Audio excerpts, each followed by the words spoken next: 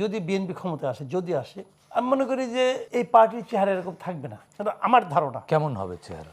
আমরা যে ট্র্যাডিশনাল বিএনপিকে দেখেছি সেই ট্র্যাডিশনাল বিএনপি থাকবে না। আমি আপনাকে একটা ছোট্ট কথা বলি, এটা বিশ্লেষণ আমি করবো না। সেটা হলো, আমি মাঝে মাঝে বলতাম আগে যে 2008 সালে যখন তারেক রহমান এই দেশ থেকে চলে গেলেন, আর 2025-এ যখন উনি আসলেন, ওই যাওয়ার সময় যে তারেক রহমান গিয়েছিলেন ওই তারেক রহমান কিন্তু ফেরেননি, অন্য এক তারেক রহমান ফিরেছে। আমি এটাও মনে করি 12ই ফেব্রুয়ারি পর্যন্ত যে তারেক রহমানকে দেখবেন, 12ই ফেব্রুয়ারির পরে তারেক রহমান, অন্য তারেক রহমান পাবেন আপনারা। প্রাইম মিনিস্টার তারেক রহমান পাবো, অন্যরকম হবে। মানে এখন উনি অনেক কিছু করছেন না, অনেক কিছু করতে চাচ্ছেন কিন্তু করছেন না, হয়তো ইলেকশনটার কারণে। ইলেকশনের পরে দেখেন একটা জিনিস হতে জানেন কি, আমি বলি আপনাকে, যদি নিয়তটা ঠিক থাকে না, অনেক কিছু ঠিক হয়ে যায়। অনেকেই চেষ্টা করবে, নানাভাবে চেষ্টা করবে প্রভাব বিস্তার করার জন্য, নানাভাবে যারা গুপ্ত আছেন তারা তখন হয়তো বেরিয়ে আসবেন, চেষ্টা করবেন তাকে ডিফেম করার জন্য, অনেক কিছু থাকে সমাজে। কিন্তু যদি লোকটা যদি ঠিক থাকে, সে যদি ভাবে আমার কিছু চাওয়া পাওয়ার নাই, আমি এগুলি করতে দেব না, যদি উনি সিদ্ধান্ত নেন, ভালো লোক ওনার কাছে কিন্তু এসে জুটে যাবে। এখন যারা আছেন তাদেরকে ভালো মনে হচ্ছে না, সবাইকে ভালো মনে হচ্ছে না, মানে জুটতে হবে কেন? এরাও তো ভালো। তাহলে আপনি আশা করে থাকেন, আমি আশা করি না এদেরকে নিয়ে। আচ্ছা, আমি তাদেরকে চিনি। আচ্ছা, যে লোকগুলোকে আমি চিনি, আমি বলো যে কে, আমি তো নাম বলবো না, নাম বলে আপনি আমাদের বলে, আমি তো এটা প্রমাণ করতে পারবো না। আমি তো কিছু লোককে চিনি, এদের নিয়ে আপনার কনফিউশন আছে? আমার কনফিউশন আছে।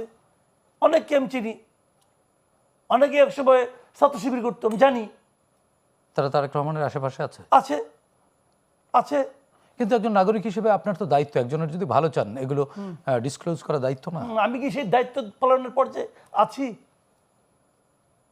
নাগরিক তো আপনি, নাগরিক তো, এই জন্য আমি আমার সন্দেহ কথাটা প্রকাশ করলাম। এখন খুঁজে দেখার দায়িত্ব ওনাদের। আমি ওনাকে ইনফর্ম করলাম যে আপনি দেখেন, উনি আমার কথা শোনার তো কোনো দরকার নাই, উনি জাজ করবেন, ওনার লোক দিয়া জাজ করবেন। কাজে এটা তো এইভাবে কোনো সমস্যা না, তো এই সমাধান হয়ে যাবে। সন্দেহটা করা মানে কি, আপনি অস্বস্তি বোধ করছেন, আমি সেই অস্বস্তি কথাটা ইনফর্ম করলাম, উনি দেখবেন। শুনেন, আপনি আর কি হাইপোথেটিক্যালি ভাবেন, আওয়ামী লীগের মতো দল, সেই দলে গুপ্ত জামাত ছিল না? ছিল, এখন প্রকাশ হয়েছে। আওয়ামী লীগের সঙ্গে শিবিরের কোনো মিল কখনো ছিল? জামাতের কোনো মিল কখনো ছিল? ছিল না। তারপরে যখন ছিল, যদি আওয়ামী লীগে থাকতে পারে, তো বিএনপিতে থাকতে পারবে না কেন? তার মানে আপনি কি বিএনপিতেও গুপ্ত রাজনীতি? অবশ্যই আছে, অবশ্যই আছে।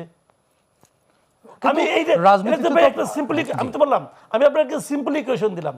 আমি একটা কথা বলি আপনাকে, ছাত্র দলের সভাপতি রাকিবুল ইসলাম রাকিব একবার একটা কথা বলছিল, এটা অনেকেই কিন্তু এটাকে পাত্তা দেয় নাই।